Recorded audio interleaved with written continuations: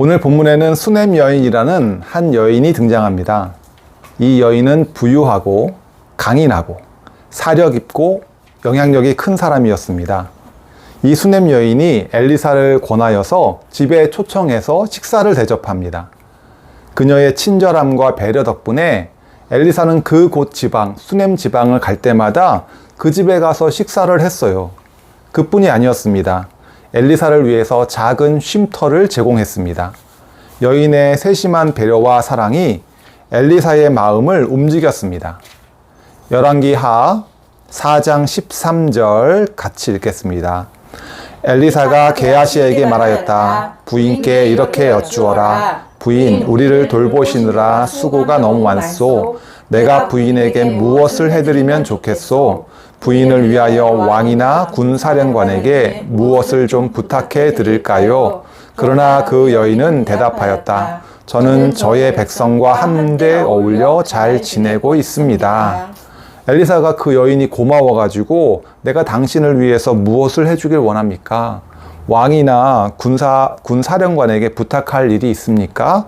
라고 그랬더니 여인이 뭐라고 그래요? 저는 잘 있다. 저희 백성들과 함께 어울려 잘 지내고 있습니다. 지금도 잘 있고요. 당신의 도움은 필요 없습니다. 아주 당찬 여성이죠. 선지자의 호의를 단칼에 거절했습니다. 여러분은 이 여인의 태도에 대해서 어떻게 생각하십니까? 저는 이런 태도는 별로 바람직하지 않다고 생각합니다. 문제 없는 인생은 없습니다.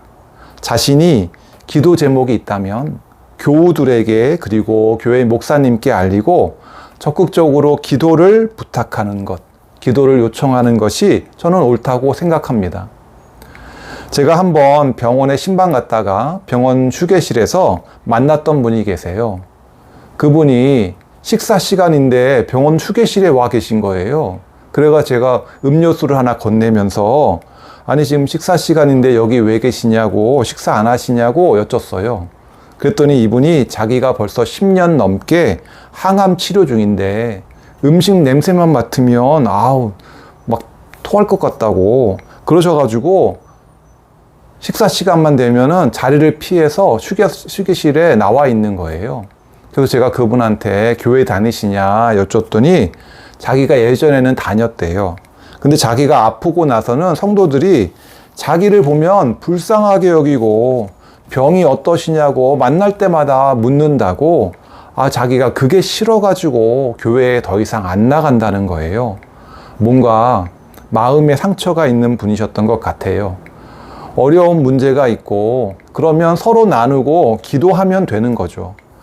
누가 어떻다더라 소문낼 게 아니잖아요. 그 문제가 누구의 탓인가, 누구 때문에 그런 문제가 생겼나 잘잘못 따지자는 것도 아니잖아요. 이렇게 해보시라 저렇게 해보시라 나한테 그 문제 해결해 달라고 기도를 부탁한 게 아니잖아요.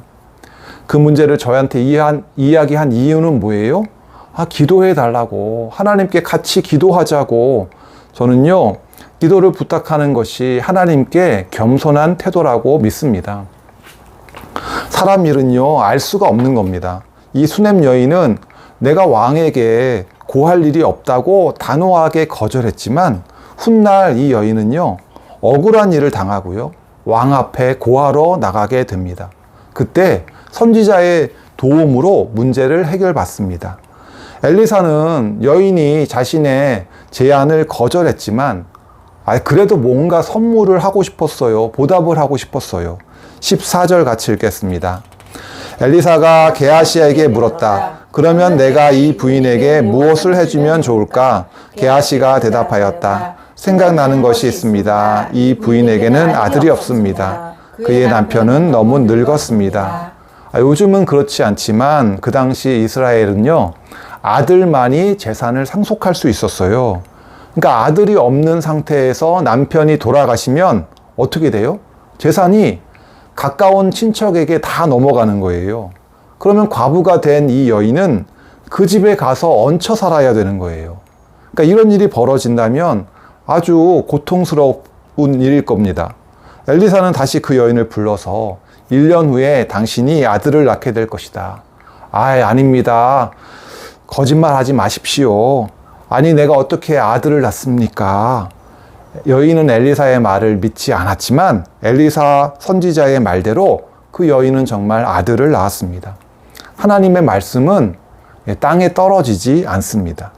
근데 그 아들이 낮에 밭에 나갔다가 일사병으로 쓰러집니다. 어머니가 그 아들을 잘 돌봤지만 그만 그 아들이 죽고 말았어요. 아니, 어떻게 이런 일이 있을 수가 있습니까? 하나님께서 선물로 준 아들인데 그 아들이 어떻게 죽게 됩니까?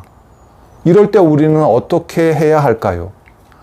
여인은 슬픔에 잠겨가지고 넋을 잃고 앉아있지 않았습니다. 하나님을 원망하지도 않았어요. 여인은 엘리사의 방에 아들의 시체를 눕혀놓고 나귀를 타고 급히 엘리사에게 찾아갔습니다. 엘리사를 만나면, 하나님을 만나면 모든 문제가 해결되리라는 확신을 가지고 주저하지 않고 엘리사를 만나러 갑니다. 여인의 믿음이 대단하지 않습니까? 하나님이 선하시고 약속하심을 그리고 지속적으로 끝까지 바라보는 것이, 이것이 믿음이거든요. 인생의 어려움을 만나고 문제가 있을 때에도 하나님의 선하심과 능력을 믿는 것이 바로 믿음입니다.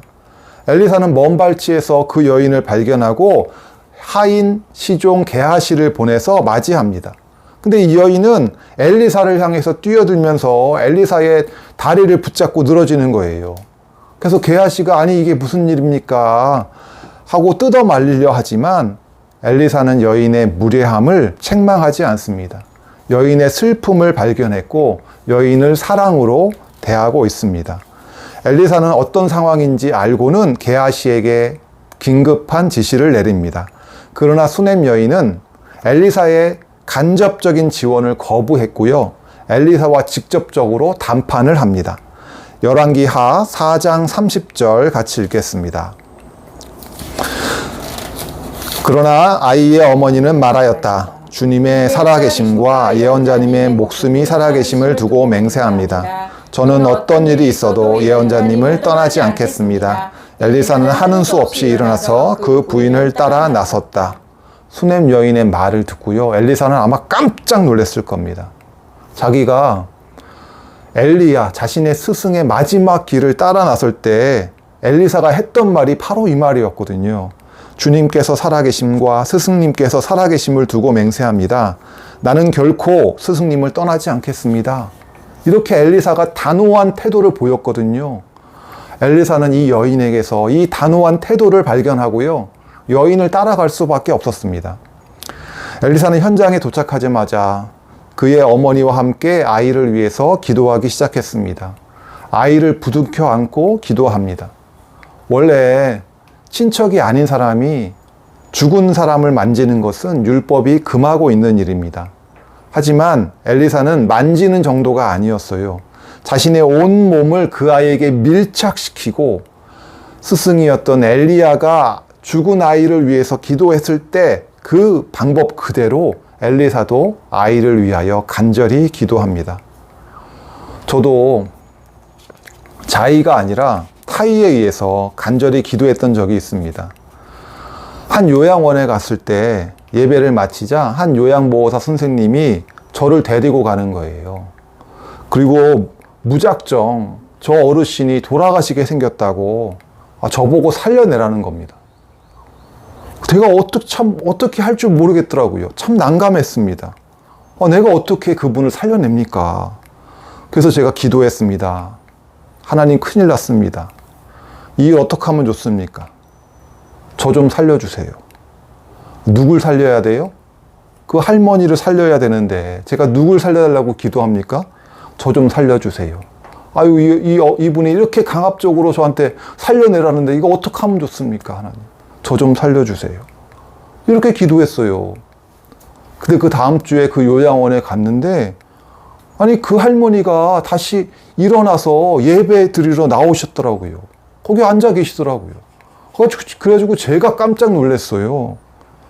난 기도의 능력이 없어. 은사가 없어. 이런 생각 하지 마세요. 역사하시는 분은 하나님이십니다. 우리는 간절히 기도할 뿐입니다. 내게 은사가 있든지 없든지 간절히 기도할 때에 하나님이 일하십니다. 서로가 서로를 위해서 간절히 기도해 줄 때 상대방의 문제를, 상대방의 질병을 나의 질병으로 여기고 나의 문제로 여기고 상대방의 아픔을 내 아픔처럼 생각하면서 서로가 서로를 위하여 간절히 기도하는 것이 필요합니다. 하나님께서는 우리들의 기도를 들으시고 우리들의 기도를 요구하십니다. 하나님께서 아담에게 생기를 불어넣어 주듯이 엘리사를 통해서 엘리사의 숨결이 아이의 호흡에 들어가자 아이가 되살아납니다. 엘리사는 되살아난 아이를 어머니의 품에 돌려줍니다. 우리는 이 장면에서요, 이 기적에서요, 예수님을 떠올립니다. 예수님은 회당장 야이로의 딸을 살리셨고 또 나인성의 과부의 아들을 살리셨죠. 오늘 이야기의 배경인 수넴 지역은요, 나인성하고 아주 가까운 동네입니다. 그래서 예수님이 나인성의 과부의 아들을 살리셨을 때 그 동네 사람들이 외칩니다. 엘리사와 같은 위대한 선지자가 우리 가운데 일어나셨다. 예수님의 기적을 보고 누굴 떠올린 거예요? 엘리사를 떠올린 거예요. 하나님께서 자기의 백성을 돌보신다. 사람들이 외쳤습니다. 오늘 이야기는 이렇게 죽음에서 극적인 승리를 거둔 이야기로 마칩니다. 자, 그러면 인생의 모든 문제가 해결됐을까요? 수넴 여인은 이후에도 아무 문제 없이 평안하게 살았을까요? 수넴 여인은요, 이후에도 또 다른 문제를 만납니다.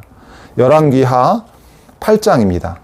엘리사는 그 여인에게 이 땅에 7년 동안 기근이 있을 테니까 7년 동안 피신해 있다가 7년 후에 고향으로 돌아오십시오 라고 권합니다. 수넴 여인은 예전과 달리 엘리사의 말에 온전하게 순종합니다. 그동안 하나님을 경험하면서 이제는 하나님의 말씀이 땅에 떨어지지 않는다는 것을 잘 알기 때문입니다. 그래서 7년 동안 블레셋 땅에서 지내다가 7년 만에 고향에 돌아왔어요. 그랬더니 땅이며 집이며 다 남이 차지하고 있는 겁니다. 그동안 주인 없는 땅이라고 남들이 다 가져간 거예요. 완전히 파산했어요. 거지가 되고 말았어요. 아니, 하나님의 말씀에, 선지자의 말씀에 순종했더니 오히려 큰 손해를 보게 되었습니다. 그래서 여인은 어쩔 수 없이 왕에게 나아가 상소합니다. 여인의 만감이 교차할 것 같아요. 예전에 엘리사 선지자께서 왕에게 구할 것이 있으면 말하십시오. 아이고, 괜찮습니다. 저는 다 문제 없습니다. 필요 없습니다. 저는 잘 지내고 있습니다. 라면서 선지자의 말을 거절했었는데 나한테 이런 일이 생길 줄이야.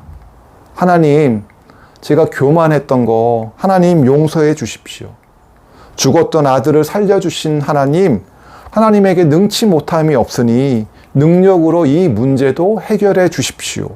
아마 이렇게 기도하면서 왕에게 나아갔을 것입니다. 열왕기하 8장 4절을 같이 읽겠습니다. 마침 그때에 왕은 하나님의 사람의 시종인 게하시와 이야기를 나누고 있었다. 왕이 게하시에게 엘리사가 한 큰 일을 말해달라고 하였다. 그때 왕은 엘리사의 시종인 게하시와 이야기하고 있었습니다. 게하시는 엘리사의 사역을 왕에게 이야기해 주고 있었습니다. 이야기가 무르익었습니다. 수넴 여인이라는 여인이 있었어요. 그 여인에게 아들이 있었는데요. 그 아들이 일사병으로 갑자기 죽어서 아니 그 여인이 헐레벌떡 엘리사를 찾아왔습니다. 그래서 제가 먼저 가서 그 아이를 살펴보았어요. 그 아이는 확실히 죽어 있었습니다. 그런데 엘리사 선지자님이 그 여인과 함께 들어가 아들을 위해서 간절히 기도했더니 그 아들이 살아났지 뭡니까? 아이, 어찌 죽은 사람이 살아난단 말이냐. 그때 열왕기하 8장 5절 같이 읽겠습니다. 그래서 게하시는 왕에게 엘리사가 죽은 사람을 살려준 일을 설명하고 있었다. 바로 그때에 엘리사가 아들을 살려준 그 여인이 왕에게 와서 자기의 집과 밭을 돌려달라고 호소한 것이다. 게하시는 높으신 임금님, 이 여인이 바로 그 여인입니다. 그리고 이 아이가 엘리사가 살려준 바로 그 아들입니다 하고 말하였다. 그때 때마침 그 여인이 왕에게 상소하러 왔어요. 게하시가 깜짝 놀라서 외칩니다. 바로 이 여인입니다. 이 아들입니다. 제가 말씀드렸던 수넴 여인이 바로 이 여인입니다. 우리는 이 장면에서요, 놀라운 하나님의 섭리를 느낍니다. 하나님은 수넴 여인을 가장 좋은 타이밍에 왕 앞에 인도하셨어요. 또한 이 타이밍은요, 수넴 여인만을 위한 타이밍은 아니었습니다. 왕에게도, 게하시에게도 가장 좋은 때에 인도하셨기 때문에 왕의 믿음, 게하시의 믿음도 동시에 견고하게 세워 가십니다. 왕이 그 수넴 여인의 청을 다 받아들이고 조사하여서 그 문제를 해결해 줍니다. 게다가 보너스로 7년간의 소출까지 다 확인해서 되돌려 받습니다. 오늘 말씀을 정리합니다. 엘리사가 여인에게 물었던 말을 기억하십니까? 내가 부인에게 무엇을 해드리면 좋겠소? 하나님의 말씀은 땅에 떨어지는 법이 없이 다 이루어집니다. 우리의 인생은요, 문제의 연속입니다. 그래서 우리는 늘 기도해야 합니다. 그리고 기도를 남에게 부탁하는 것, 교우들에게 부탁하는 것은요, 절대 부끄러운 일이 아닙니다. 이것은 하나님 앞에 겸손한 일이고요. 겸손한 마음으로 서로가 서로를 위하여 간구하는 우리들이 되었으면 좋겠습니다. 네, 기도하시겠습니다. 엘리야의 하나님, 엘리사의 하나님이 바로 우리의 하나님입니다. 우리 가운데는 문제가 끊이지 않습니다. 하나 해결하고 나면 또 다른 문제가 튀어나오는 것이 우리들의 인생살이인 것 같습니다. 우리들이 겸손한 마음으로 하나님께 구합니다. 서로가 서로의 기도 제목을 나누고 간절히 서로를 위하여 기도합니다. 하나님, 수술을 앞둔 어르신이 계십니다. 주님께서 그 생명을 지켜 주시옵소서. 또한 병상에 계신 어르신들 계십니다. 또 여러 가지 질병으로 고통당하시는 어르신들 계십니다. 주님, 기억하여 주시고 속히 회복시켜 주시옵소서. 하나님, 오늘 엘리사를 통하여 역사하셨던 것처럼 이 시간 우리들의 기도를 통하여 역사하여 주시옵소서. 감사드리며 예수님의 이름으로 기도했습니다. 아멘.